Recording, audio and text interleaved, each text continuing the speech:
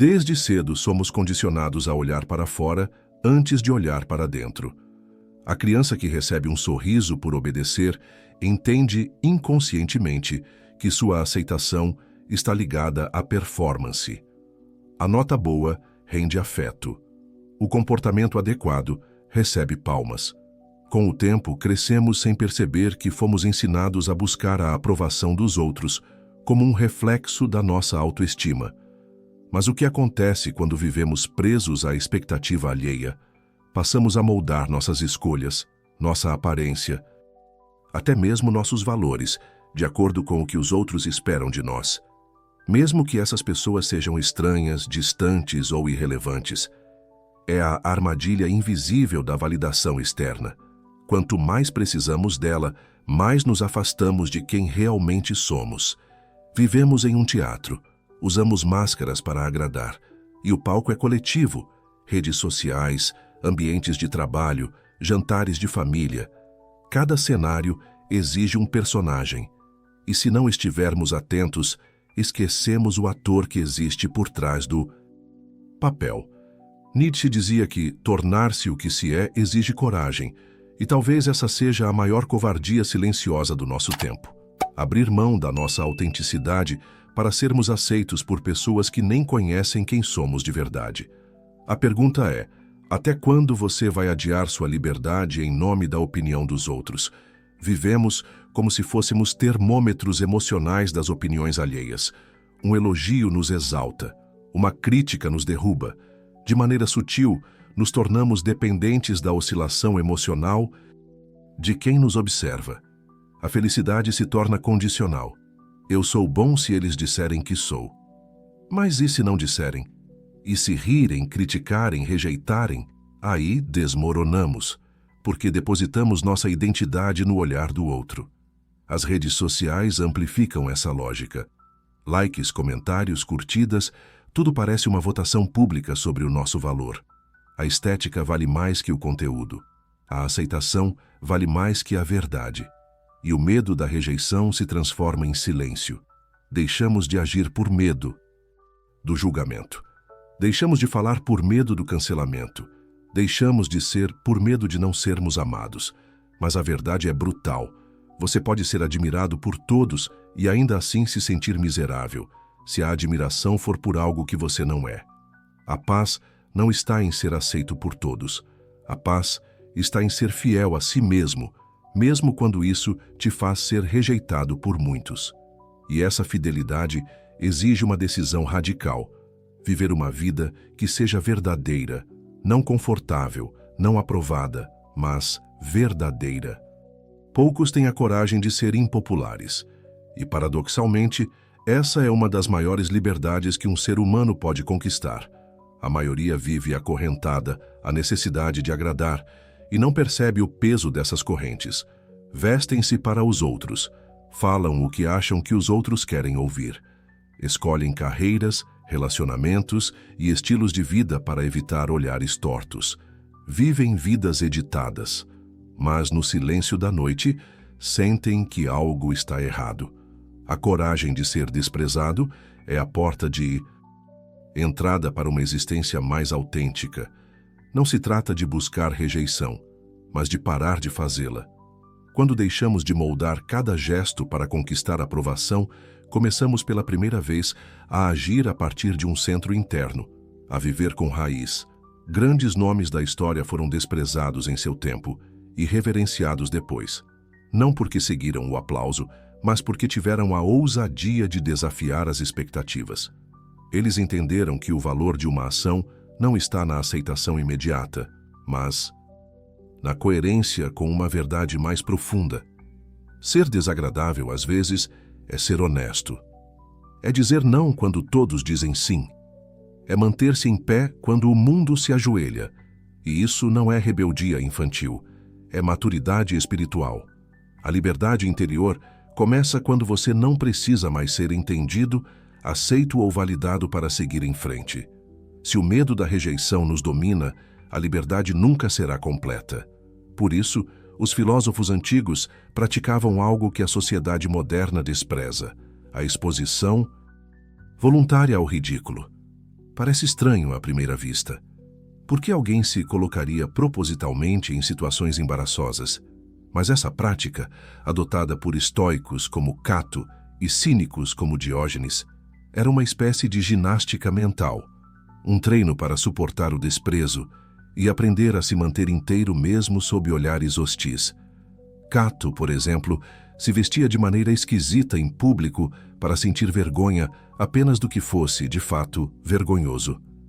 Diógenes andava contra a multidão nos teatros, não por provocação gratuita, mas para lembrar que o mundo anda muitas vezes na direção errada. Esses gestos não buscam atenção, buscavam solidez interior. Quanto mais enfrentamos o desconforto da desaprovação, mais nos tornamos capazes de distinguir entre o que é socialmente ridículo e o que é moralmente necessário. Essa prática filosófica nos ensina que o mundo não desaba quando rimos de nós mesmos e que a verdadeira dignidade não vem do prestígio, mas da paz de quem sabe quem é. Nem todo desprezo que recebemos é justo. Aliás, muitas vezes, ele nem é sobre nós. É uma projeção. Carl Jung chamou de sombra tudo aquilo que reprimimos: desejos, inseguranças, medos, traços que não aceitamos em nós mesmos. Mas o que é reprimido não desaparece. Ele se esconde e, em vez de ser reconhecido, é jogado no outro. Quando alguém julga com intensidade, quando uma crítica parece exagerada, cruel ou obsessiva, talvez ela esteja apenas expondo algo que não suporta ver em si. Em outras palavras, quanto mais alguém se irrita com você, maior a chance de que você esteja refletindo uma parte da alma que essa pessoa tenta negar. Compreender isso nos tira do lugar de vítima e nos impede de levar tudo para o lado pessoal. Nem todo julgamento é uma análise do seu caráter. Às vezes é apenas um espelho mal polido da alma alheia. Saber disso não é arrogância, é maturidade. É entender que, em muitos casos, o problema não está em quem somos, mas no que representamos para os outros. Na história da filosofia, muitos dos grandes pensadores não apenas toleram o desprezo, eles o buscaram, não por masoquismo ou exibicionismo, mas como forma de treino, um exercício para se libertar do vício da aprovação. O estoico Catão, por exemplo, fazia questão de se vestir de maneira antiquada, apenas para se acostumar a ser ridicularizado. Diógenes, o cínico, desafiava as convenções sociais de forma deliberada. Caminhava para trás nos teatros, dormia em barris, falava verdades incômodas em plena praça pública. Não era um provocador vazio. Era um homem livre que não pedia permissão para existir. Essa prática tem uma lógica poderosa. Ao nos expormos voluntariamente ao desconforto da rejeição, perdemos o medo paralisante de não sermos aceitos. É como tomar uma vacina emocional contra a necessidade de agradar. É por isso que os sábios treinam o desprezo, não porque o buscam, mas porque não o temem. E quando o desprezo alheio já não nos ameaça, estamos finalmente livres para viver, conforme nossa própria consciência. Existe um tipo muito raro de coragem, uma que não aparece nas manchetes nem é celebrada com troféus. É a coragem de ser desprezado, de não ser amado, de não ser entendido, de carregar nos ombros o peso da reprovação social e mesmo assim seguir firme e fiel a si mesmo. Não é uma coragem que nasce do impulso heróico, mas de uma maturidade silenciosa, cultivada com dor, com perdas e com reflexão profunda. E ela talvez seja a mais libertadora de todas. Na filosofia antiga, essa coragem era mais do que uma virtude. Era um treinamento, uma prática diária. Catão, o estoico, deliberadamente se vestia mal, fora da moda de sua época, não por rebeldia fútil, mas como um exercício para suportar o julgamento. Ele sabia que, enquanto dependesse do olhar alheio, jamais seria livre. Seu propósito era simples e revolucionário: acostumar-se a sentir vergonha apenas daquilo que realmente é vergonhoso. Diógenes foi ainda mais radical. Ele provocava a sociedade com gestos simbólicos. Dormia em um barril, urinava em público, falava com reis como se fossem homens comuns. E era Alexandre, o Grande, após encontrá-lo, disse: "Se eu não fosse Alexandre, gostaria de ser Diógenes." Por quê? Porque ali estava um homem que não devia nada a ninguém, que não se moldava a expectativas. Um homem invulnerável à adulação e à rejeição.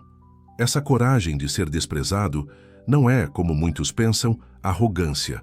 É autoconhecimento. É saber que viver com base na aprovação alheia é uma prisão dourada.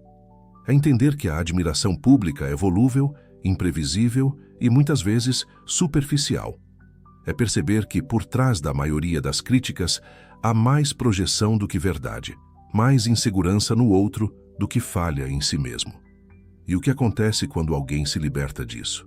Ele para de se ajustar, para de silenciar, para de pedir permissão para ser quem é e começa a viver com profundidade, com inteireza, com verdade. Mas sejamos honestos, essa coragem tem um custo. Viver de forma autêntica muitas vezes significa caminhar na contramão do grupo. Significa ser alvo de julgamentos, de comentários maldosos, de exclusões sutis. Significa suportar olhares tortos e críticas disfarçadas de conselhos. Por isso, poucos a escolhem. A maioria prefere a rota segura da conformidade. Adapta-se, esconde-se, adota máscaras para não ser rejeitado. Mas o preço disso é altíssimo, a perda da própria essência. E viver sem essência é sobreviver por fora e morrer por dentro. A verdadeira coragem não é gritar no palco. É permanecer em silêncio quando todos exigem um personagem. É ser você mesmo quando todos esperam que você seja mais um. Como disse Nietzsche, aquele que quer aprender a andar precisa primeiro aprender a cair. E quem quer aprender a ser livre precisa aprender a ser desprezado, sem se odiar por isso. A rejeição do mundo não define quem você é. A forma como você responde a ela, sim. Existe algo profundamente revelador e perturbador em perceber que aquilo que mais odiamos nos outros pode, na verdade, ser um reflexo oculto de nós mesmos. Carl Jung chamou esse fenômeno de projeção. E entender esse mecanismo psicológico é um passo decisivo para se libertar do peso da opinião alheia. Quando alguém nos julga com dureza, nos ridiculariza ou parece incomodado com a nossa presença, nem sempre é sobre nós. Muitas vezes é sobre algo dentro da própria pessoa que ela não tem coragem de enfrentar. Um medo, uma raiva, uma frustração reprimida. Partes negadas de si mesmas que são projetadas no outro como forma de alívio inconsciente. É como se cada um carregasse um espelho invisível, e nesse espelho enxergamos os outros, mas com os traços que escondemos em nós. Quando detestamos o ego de alguém, talvez estejamos lutando com o nosso. Quando sentimos inveja da liberdade alheia, talvez estejamos acorrentados em nossa própria vida. Quando criticamos a ousadia de alguém, pode ser que estejamos sufocados pela nossa covardia. Jung dizia: tudo o que nos irrita nos outros pode nos levar a um entendimento sobre nós mesmos. Ou seja, as opiniões e reações das pessoas à nossa volta dizem mais sobre elas do que sobre nós. Mas também revelam muito sobre quem nós somos, se soubermos observar sem reatividade. E isso vale para os dois lados. Quando nos sentimos atacados, rejeitados, diminuídos, nossa dor também pode não vir apenas da crítica do outro, mas da forma como ela ressoa dentro de nós. Às vezes, a opinião que mais nos fere não é a que nos confronta, mas a que confirma um julgamento que já fazemos em silêncio sobre nós mesmos. É por isso que o caminho para a liberdade emocional passa pelo autoconhecimento. Quando você sabe quem é, com todas as suas falhas e virtudes, os ataques perdem força. Os elogios também. Você começa a filtrar melhor as palavras que recebe. A diferença entre ofensa e opinião vira uma linha nítida. E mesmo quando machuca, você sabe que não precisa responder a tudo, nem convencer ninguém. Esse entendimento muda nossa relação com o mundo. Nos tornamos menos suscetíveis às marés do aplauso e da reprovação. E, paradoxalmente, mas empáticos também. Porque quando vemos alguém nos ferindo com palavras ou olhares, aprendemos a perguntar: o que será que está doendo dentro dele? Ao enxergar a projeção, damos um passo para fora do jogo social da validação e começamos a jogar um outro jogo, o da consciência, um jogo mais solitário, mas infinitamente mais verdadeiro. Afinal, agradar é viver para ser reflexo do outro. Mas viver com consciência é aprender a ser espelho de si mesmo. Vivemos em uma cultura viciada em aprovação. Likes, curtidas, seguidores, aplausos, tudo isso alimenta um sistema invisível de recompensa que nos condiciona a buscar aceitação o tempo todo. E o problema não está apenas na dependência emocional que isso gera, mas no preço silencioso que pagamos por tentar ser sempre agradáveis. A verdade é que agradar a todos é o caminho mais rápido para se perder de si, porque ao tentar evitar todo tipo de confronto, nos tornamos maleáveis demais, moldando nossas palavras, ações e até pensamentos para caber no molde do que é socialmente bem visto. Aos poucos, deixamos de ser autênticos para sermos aceitáveis. Nietzsche dizia: o que não provoca discussões também não provoca revoluções. Isso não significa viver em conflito, mas aceitar que se você tem algo genuíno a dizer, é inevitável que desagrade alguém. E tudo bem. O desconforto que causamos nos outros por sermos quem somos é um filtro natural. Separa quem se conecta com a verdade de quem só quer conveniência. Mas por que temos tanto medo de ser desagradáveis? Porque aprendemos desde cedo que aprovação significa pertencimento e rejeição significa exclusão. E no fundo, tememos ser deixados de lado, esquecidos, desacreditados. No entanto, o preço de viver em função de agradar é a própria autoabandono. A coragem de ser desagradável não é sobre se tornar rude ou insensível. É sobre ser fiel aos próprios valores, mesmo que isso gere desconforto. É sobre aprender a dizer não sem culpa. É sobre priorizar a verdade sobre a diplomacia, quando necessário. Cato, o estoico romano, deliberadamente vestia-se de maneira antiquada para treinar seu desprezo pela opinião alheia. Diógenes, o cínico, caminhava para trás nos teatros, não por provocação gratuita, mas para lembrar a si mesmo que o julgamento da maioria nem sempre tem valor. Eles sabiam que, ao expor-se voluntariamente ao ridículo, tornavam-se mais livres por dentro. Hoje, qualquer ato de autenticidade profunda pode ser visto como afronta. Defender ideias impopulares, fazer escolhas de vida fora do padrão, assumir gostos estranhos, seguir um caminho profissional incomum, tudo isso pode atrair olhares tortos. Mas cada julgamento que suportamos sem recuar é uma vitória silenciosa contra a ditadura da validação. E há um poder nisso. Quando deixamos de temer ser desagradáveis, libertarmos-nos da prisão emocional do e si. Passamos a falar com mais clareza, agir com mais firmeza, viver com mais leveza. Porque o peso da máscara social é substituído pela leveza de ser inteiro. Não se trata de buscar o desprezo, mas de não temê-lo, de não permitir que ele nos impeça de viver com verdade. Essa é a coragem que separa os que vivem no palco da vida dos que apenas interpretam papéis. Viver para si mesmo, em um mundo que constantemente exige máscaras, é um dos maiores atos de coragem da vida moderna. É escolher a verdade, mesmo que doa. É sustentar sua essência, mesmo que ela incomode. E, acima de tudo, é entender que a única aprovação que realmente importa é a sua. Você não precisa ser a versão editada de si mesmo para merecer respeito. Você só precisa ser inteiro.